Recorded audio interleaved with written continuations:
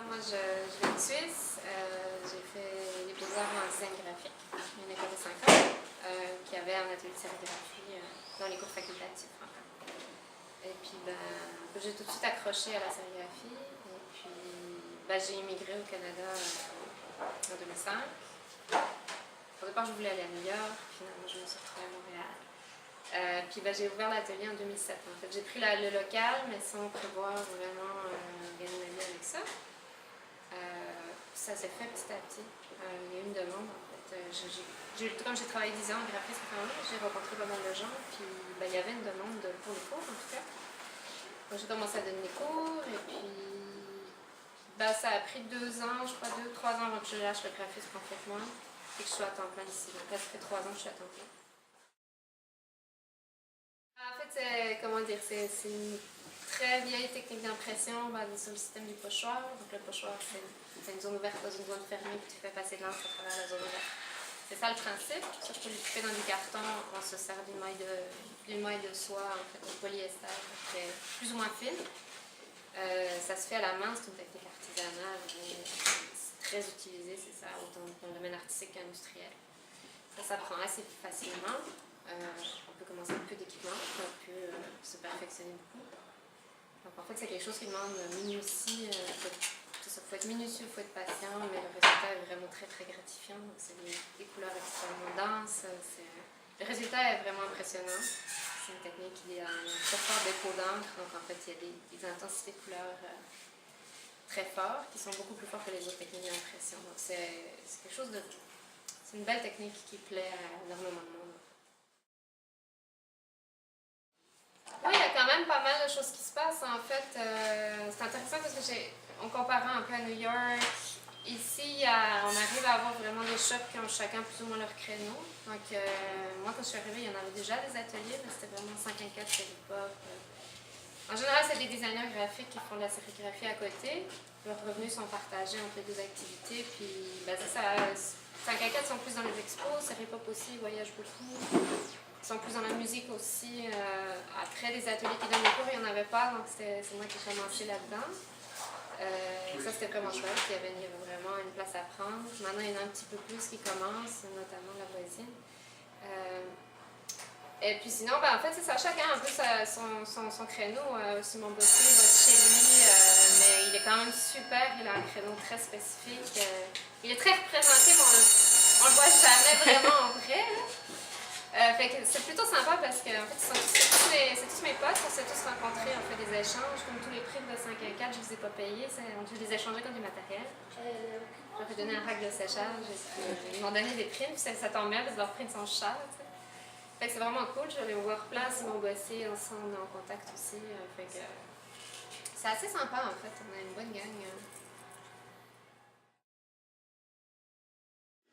En fait, on a une discussion, je ne sais pas si tu connais, il y a un atelier breton qui s'appelle Desig.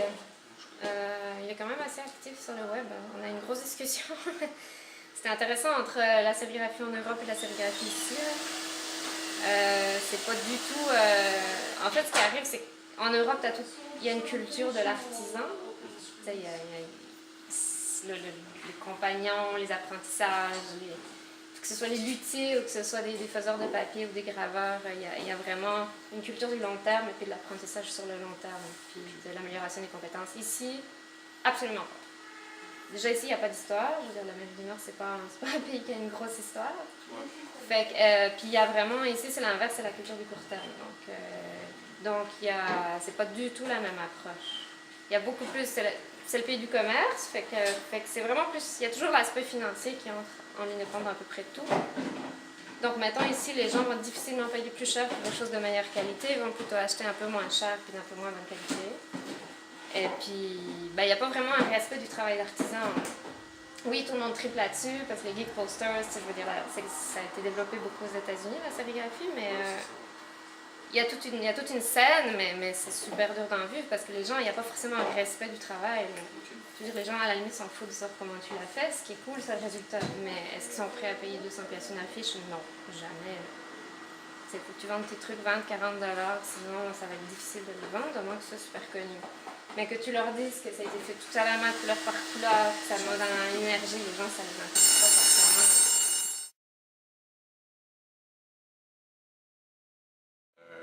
Dubois, jeune Québécois de 32 ans.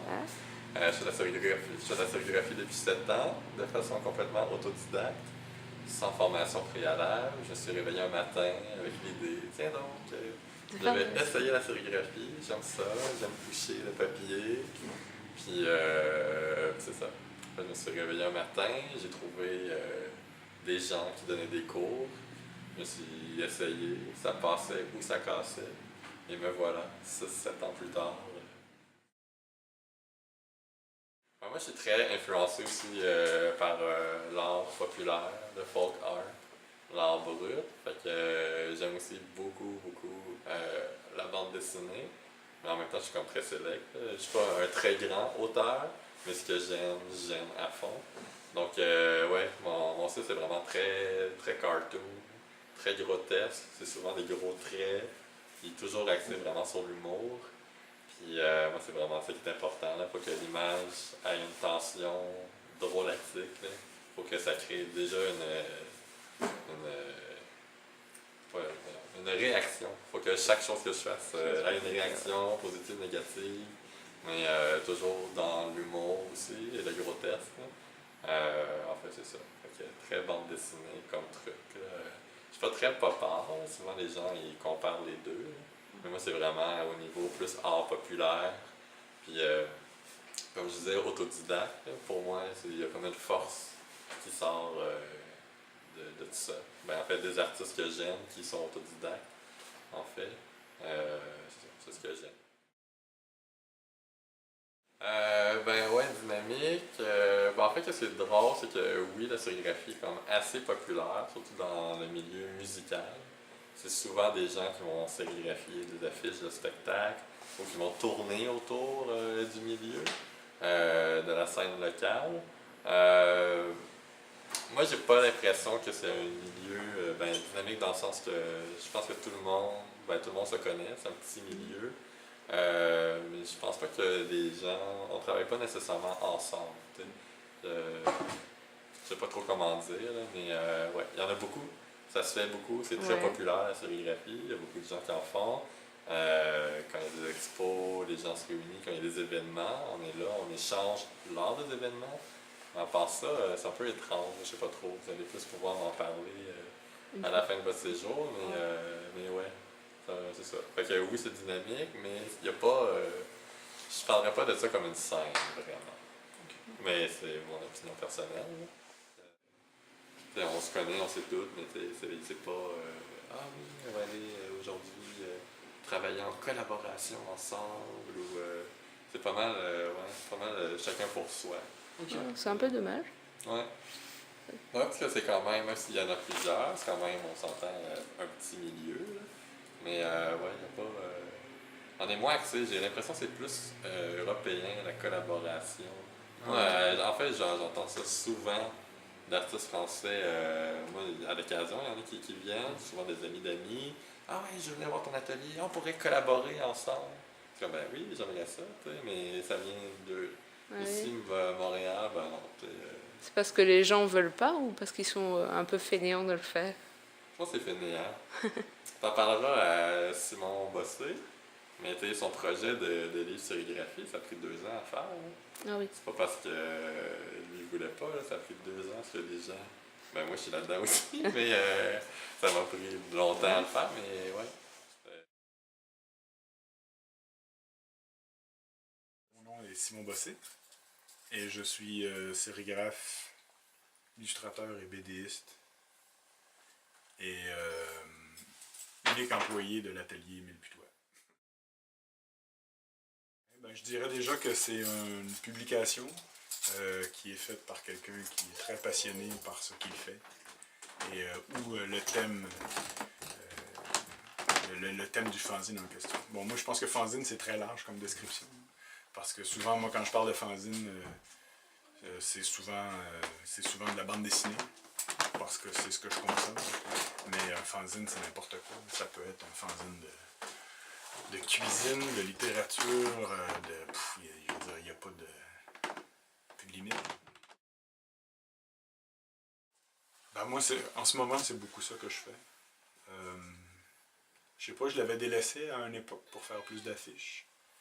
J'aimais beaucoup l'affiche parce que j'aimais le fait que tu pars d'une idée, puis des fois, en 3 jours, tu pars d'une idée, puis tu as une affiche. C'est expéditif, ça, j'aimais beaucoup ça, de l'affiche. En fanzine, c'est pas ça. Et ça prend du temps à dessiner, ça prend du temps à préparer, ça prend du temps à imprimer, ça prend du temps à relier, ou peu importe. Mais peut-être je trouve ça encore plus gratifiant de faire un fanzine. Puis c'est peut-être aussi que je suis plus à l'aise avec la suite. C'est plus facile pour moi de vendre un fanzine que de vendre une affiche, par exemple. J'ai peut-être plus de contacts ou ça m'intéresse plus de... Je sais pas. C'est plus facile, je pense. Même si c'est pas facile, c'est plus facile. Je pense que ce que j'aime le plus de la sérigraphie, c'est que c'est laborieux quand même, c'est beaucoup de travail, mais quand tu arrives au dernier passage ou quand tu termines un projet, c'est que tout le long, c'est un peu flou aussi.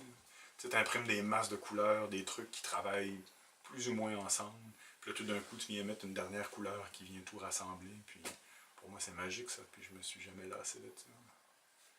Fait que, ce que j'aime le plus, il faut tout aimer, je pense, en sérigraphie pour en faire. Parce que vraiment, c'est... En anglais, on dit un labor of love. Il faut vraiment... faut aimer ça. Ouais, c'est très dynamique, Montréal, je trouve. De plus en plus, même. Je m'en suis rendu compte avec les projets qu'on a regardés tout à l'heure. Moi, j'ai toujours eu l'habitude, même dans mes débuts en bande dessinée, de toujours chercher à faire des trucs collectifs. J'ai toujours aimé cette dynamique-là. Parce que le fait que de rassembler plein de monde ensemble, ça permet de faire des choses que tu peux pas faire tout seul. Tu peux pas remplir... C'est comme le livre qu'on regardait tout à l'heure, les autoportraits. Quand même, de remplir un livre de 100 pages, quand c'est toi qui les dessines, c'est beaucoup de travail aussi. Mais là, de trouver 100 personnes pour dessiner une page, c'est beaucoup de travail aussi, mais moins que de le dessiner soi-même, j'imagine. Fait que non, ça va, la scène, la sérigraphie à Montréal est en pleine santé, en pleine effervescence. Mais... Okay. Sûr. Toi, on parlait du monde qui font de la sérigraphie, puis j'en découvre encore maintenant que je connaissais même pas. Ben, de pas se décourager. Il y a beaucoup... il y a toujours des périodes d'apprentissage. Puis tu sais, même moi, ça fait 20 ans que j'imprime, puis encore, ça m'arrive des fois de ne pas comprendre ce qui se passe. Là. Il y a tout le temps, il y a des facteurs atmosphériques ou astrologiques, je sais pas comment expliquer ça, là. Mais des fois, tu imprimes, puis tout va bien quand tu t'attendais au pire, puis des fois, tout va mal, puis tu t'y attendais pas, puis tu comprends pas pourquoi. Puis, fait qu'il faut toujours... prendre un grand respect, boire une bonne bière. Essayer de pas trop s'en faire avec ça, mais c'est clair que faut pas avoir peur de recommencer.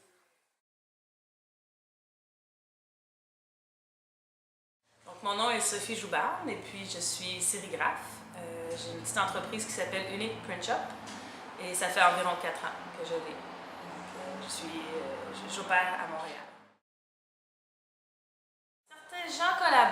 Certains gens collaborent moins, mais en général, je trouve que l'atmosphère est vraiment bien. Puis aussi, ça m'avait surpris, justement, parce que des fois, tu dis « Ah, il n'y aura pas de partage d'idées », parce qu'on passe beaucoup de temps à trouver certains fournisseurs ou à faire des tests pour apprendre des procédés particuliers. Puis au départ, ça m'a vraiment surpris parce que les gens veulent partager, puis sont quand même assez ouverts. Puis ce que j'aime, moi, de la sérigraphie, c'est que c'est pas un procédé prétentieux. C'est pour ça, je pense que j'aime ça le faire. Là. Moi, j'ai pas de prétention. Je trouve qu'il y a plein de possibilités d'apprentissage. Puis, il n'y a pas une méthode qui est la méthode. T'sais. Tous les gens peuvent le faire de façon différente en comprenant le procédé à la base, là, puis un peu comment faire. Puis, tu peux avoir des résultats complètement très beaux, très différents. Puis, ils sont parfois accidentels. T'sais. Des fois, tu sais pas du tout ce que tu voulais faire, mais c'est super beau. Donc, pas mal comme ça. Là. Ouais, ça m'arrive souvent. Au niveau de mes produits, ben, c'est sûr que je m'identifie plus aux trucs imprimés sur le bois. Ça fait vraiment partie de mon histoire aussi avec le reboisement, mon travail de reboisement. Puis sinon, ben, l'enseignement, je te partage tes connaissances. ça aussi. Là. Je viens d'une famille de profs, fait que même si j'ai couru, tu sais, j'ai essayé d'échapper à ce destin-là en allant dans les arts, je finis par m'enseigner. Ouais. C'est le fun de faire mes produits puis de les vendre, mais quand il y a l'interaction avec les gens, ça c'est la partie que moi j'aime le plus. Parce que justement, tu apprends, tu te dis, ah, toi tu fais ça, ah, comme ça. Ou des fois, tu apprends juste parce que tu vois qu'est-ce que l'autre fait, tu te dis, ah, c'est ça que moi je faisais de pas correct aussi. Puis juste pour voir des graphismes, des éléments graphiques différents, ça c'est le fun. Ben, c'est ça. Le bois m'inspire beaucoup, là encore à cause de mon travail de reboisement. Puis je pense qu'au niveau de mes images, ça reste pas mal nature. Nature, animale. Puis j'aime un peu le mélange des fois de, justement, de quelque chose qui se peut pas, un peu imaginaire ou du cute mélangé avec du ah, ça. C'est comme tu sais pas si c'est cute ou si c'est méchant. J'avais une image, j'avais appelé Bird Love, c'était tout cute, tous des petits images pâles et tout, mais c'était quelqu'un qui aimait tellement les oiseaux qu'il les tuait puis il voulait juste les amener avec lui pour les garder. C'est un peu l'idée là, que je parle, mais là j'ai besoin de me créer une autre série d'images. Je suis comme due pour des nouvelles images, je travaille là-dessus.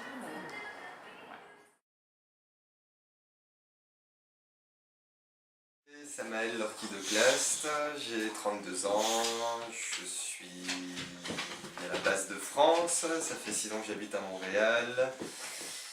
Puis voilà, je travaille dans une salle de spectacle et puis je fais de la sérigraphie. Quand je suis arrivé à Montréal, j'ai rencontré une personne qui s'appelle Nicolas Parizet, qui a un label qui s'appelle Désordre Ordonné, qui faisait déjà des pochettes de cassettes comme ça. Puis on s'est rencontrés, puis il m'a montré la sérigraphie, et puis du coup ça m'a intéressé. J'ai commencé à faire des recherches sur internet, à contacter des gens, et puis au fur et à mesure, voilà, en chopant des trucs sur internet, en discutant avec les gens, j'ai commencé à essayer tout doucement. Avec Nick, on a sorti 4 cassettes ensemble, donc du coup je me suis fait la main avec les cassettes, et puis après, on commençait à faire les affiches, des t-shirts, puis c'est devenu un petit atelier DIY, relax. Non, ce que j'adore, c'est surtout le papier. Ouais. Si tu me donnes, si on peut, voilà, entre le textile et le papier, ouais, c'est le papier. Je préfère printer affiches ou pochettes de CD ou de vinyle. C'est bien plus relax le papier, il y a moins de pression, c'est pas moins difficile, mais c'est moins prise de tête là. Mais ouais, le papier, ouais. Printer toute la préparation pour le papier. Ouais. À Montréal, ouais, je sais pas, à Montréal j'ai découvert qu'il y avait beaucoup de sérigraphes comme on parlait, quoi, dans tous les milieux, dans le DIY, dans le milieu plus culturel, dans le milieu où les gens c'est professionnel, quoi, ils gagnent leur vie, ils montent des expos, ils créent des ateliers, il y a toute une machine par derrière qui rentre là. Mais je trouve qu'à Montréal, ouais, c'est cool. Après moi, pour moi, c'est pas une contrainte d'avoir plein de gens là. Je trouve que c'est cool, quoi, tu peux t'échanger des infos, t'avoir des conseils là. Après c'est comme dans tous les milieux culturels ou dans tous les milieux, quoi. Faut juste tomber sur les bonnes personnes et avoir un petit feeling avec eux autres. Et puis, mais c'est vrai que pas mal de mes potes font de la sérigraphie, font leurs trucs eux-mêmes ou leurs petits contrats, ou des potes qui sont graphistes qui printent après leur visuel. Ou comme je disais, Nick ou mon ami PM qui a fait des études là-dedans aussi, graphisme, avec l'atelier de sérigraphie, qui commence à faire lui-même ses productions. Là. Non, la sérigraphie c'est accessible à tout le monde, je pense qu'à Montréal tant mieux quoi, si c'est devenu à la mode, tant mieux quoi. Ça peut pas faire de mal, hein. Donc, autant avoir plus de monde que de te retrouver à 3 personnes et puis que ça tourne en rond, quoi. Donc, il y a des personnes qui peuvent t'inspirer, il y a des personnes qui tu peux leur demander conseil, comme je sais encore ce que je fais à Montréal, quoi, avec des potes ou des gens que je connais pas trop. Juste un courriel, quoi. Tu utilises quoi comme encre, comment tu as fait ta technique là, tu as utilisé quoi à la base. Ouais, ça reste dans le milieu DIY, ouais, le partage, quoi, c'est pas un truc que tu dois garder pour toi, quoi, si tu peux aider les gens ou tu peux pas aider, mais ouais, c'est du partage, c'est la culture, quoi, partager quelque chose, quoi. Un gros débutant, quoi, déjà tu te commandes un écran, voilà, si tu veux faire du papier ou du t-shirt, on va te dire ce qu'il faut prendre là, mais après, il n'y a pas de conseil, quoi. C'est juste lui montrer la base, comme on a appris sur Internet, mettre un coup de racle, c'est juste comprendre le fonctionnement, quoi, de prendre un écran, mettre de l'émulsion, faire sécher l'émulsion, ensuite tu mets un calque, tu fais brûler ton écran. Si la base là, tu arrives à la maîtriser, ou tu arrives à faire juste la base, c'est la base. Donc après tu centres et tu mets ton... Ouais, je pense que ouais, c'est ça, quoi. Moi je dirais, bah, achète-toi un écran, une planche en bois, va sur le série suisse. Il y a tellement de mecs qui ont mis des plans pour construire ta première table, tout ça. Tu t'as juste à suivre comme dans tous les forums, quoi. Ouais. Donc C'est pas Moi non, je dirais, ouais, voilà, quoi, le plus important, un écran, de l'émulsion et d'avoir le bon coup de racle et de calculer ton temps de brûlage pour avoir le meilleur visuel, quoi. Après, le reste, c'est... Ouais, c'est ça. Après, conseil, ouais, série suisse. La Bible, quoi, il y a tout, quoi, donc... Pas la sérigraphie, tout est accessible, si on parle culturellement. Si tu mets les moyens, déjà financiers, ça coûte quand même, voilà quoi, c'est pas non plus gratuit, c'est pas non plus énorme, tu peux tout construire, on parlait tout à l'heure de fabriquer toi-même tes écrans en bois avec du tissu, ça fonctionne, hein. Tu sais, comme je disais, quoi, ça a été inventé, ça fait pas 10 ans, quoi. Donc déjà au départ, les Chinois arrivaient à faire du bon travail avec la base, vu que c'est eux qui ont inventé la sérigraphie. Donc non, ouais, c'est accessible. Bah ouais, si on parle juste de la sérigraphie, oui, c'est accessible. Après, tout le reste, c'est accessible. C'est juste question de volonté. le faire. Ouais. T'as les gens qui parlent et t'as les gens qui font rien, et t'as les gens qui parlent et t'as les gens qui font, quoi. Il y a des gens qui sont musiciens, qui n'ont jamais fait le conservatoire et puis qui ont juste mis de la volonté de tous les soirs. Moi je pense que ouais, non, ouais, c'est ça, quoi. Si tu as envie d'en faire, bah, plus tu travailles, entre guillemets, on va mettre le mot travail, plus tu deviens bon, quoi. Je pense que c'est l'être humain, quoi. Plus tu essayes, plus tu changes ta technique, tu te renseignes, après voilà, quoi. Bah, comme je te disais, rencontrer des gens, faut pas que ça soit une barrière. Ouais. La fête de Belgique m'avait contacté et puis bah, on discute, c'était le fun, quoi, tu vois. Voilà. C'est un peu utopiste mes discours, là, mais c'est un peu la philosophie que j'ai, relax. Ouais.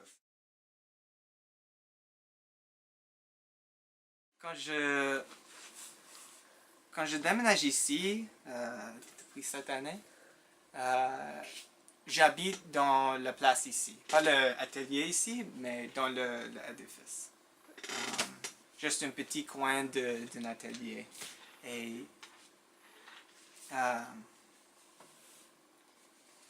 il y était un chat ici, comme un chat d'atelier. Et chaque nuit, nous dormons ensemble, nous contemplons ensemble durant le jour quand je fais l'art. Mais un jour, elle disparut. Et elle était le chat perdu. Mais après les années, j'ai besoin d'un nouveau nom pour mon boîte de sérigraphie. Et aussi, j'ai vu toutes les affiches de chats perdus dans la rue. Et j'ai juste pensé que c'était un bon nom, comme la presse pour tous les chats perdus dans la ville de Montréal. Et aussi, avec beaucoup de les artistes que je travaille avec, pas tous, mais beaucoup de les artistes, c'est comme les artistes que beaucoup de personnes n'aiment pas. Et pour moi, tous les artistes comme ça c'est les chats perdus. Les chats perdus d'art en Montréal. Et je voudrais aider tous les artistes comme ça. Donc, la presse du chat perdu. Pas pour la sérigraphie, comme quand j'étais plus jeune, j'ai toujours aimé Montréal. Mes parents habitaient ici pour un long temps. Mais après le crisis FLQ, le nationaliste, la séparation, mes parents déménagent à Ontario parce que mes parents sont anglophones. Mais en tout cas, j'ai toujours visité ici et j'aime la ville, j'aime le peuple, j'aime la culture. Donc c'était toujours un rêve de moi à déménager ici. Et après, à l'université, une amie de moi, le partenaire de mon vieux boîte de sérigraphie, elle disait, je vais prendre un atelier à Montréal. Et je disais, ok, je vais déménager à Montréal et partage l'atelier avec toi. Et le reste est histoire. Je pense que tout le monde ici sait le sérigraphie. Je pense que, comme pas tout le monde, mais tout le monde qui achète les choses sérigraphiées. Si tu aimes les t-shirts, vraiment, tu sais que c'est sérigraphie. Peut-être tu ne sais pas le processus, mais tu sais que ça existe. Et c'est à cause de ça, j'ai mis les affiches et choses comme ça. Mais pas tout le monde, mais beaucoup en Montréal. Plus de les autres parties du Canada, je pense. Comme dans la rue, beaucoup de les affiches s'impriment digital. Et pour moi, je suis vraiment puriste et c'est vraiment triste, dans mon avis. Juste parce que c'est dégueulasse. Quand je vois une affiche, je sais instantanément que c'est sérigraphie ou c'est digital. Et je suis toujours disappointed quand c'est digital. C'est juste parce que il y a beaucoup d'art dans la rue et c'est juste comme je faisais quelque chose sur Photoshop, j'imprime ça très grand et je mets ça dans la rue. C'est trop facile. Mais je suis un peu biased, je suis sur le côté de sérigraphie. Pour moi, le mixer les couleurs, c'est un peu stressant. Parce que avec le système, c'est vraiment particulier. Donc, c'est dur à trouver exactement quoi tu veux. Donc, pour moi, j'aime plus l'imprimerie. Juste parce que ça, c'est sérigraphie. Et aussi, quand je fais ça pour les heures, je suis dans un espace dans mon tête très zen. C'est une bonne place. Oui, pour 2012, il y a beaucoup de manifestations étudiantes parce qu'il y a une hausse scolarité. Donc, presque tous les jours, les jeunes personnes en Montréal étaient dans la rue. Et c'est un grand mouvement.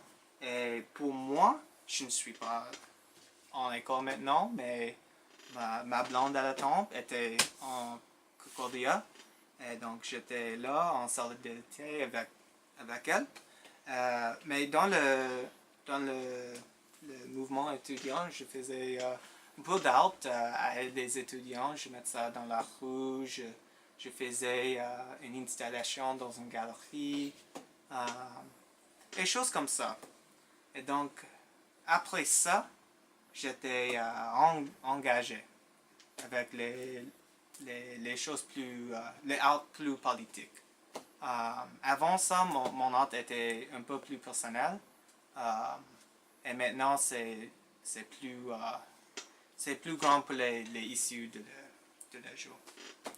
Et maintenant, beaucoup de mon art politique, c'est entre comme une macro-politique, comme les issues le quartier, comme les espaces verts, comme les lois de la ville, des choses comme ça. Et aussi l'art plus grand comme l'environnement, les politiques du Canada, des choses comme ça. Les politiques de l'Amérique. Et je fais le deux. Je mets ça dans la rue parce qu'il y a aucune autre place à mettre mon art, c'est ça. Mais le peuple dans le quartier aime ça et c'est correct. Ouais. C'est dur parce que mon art,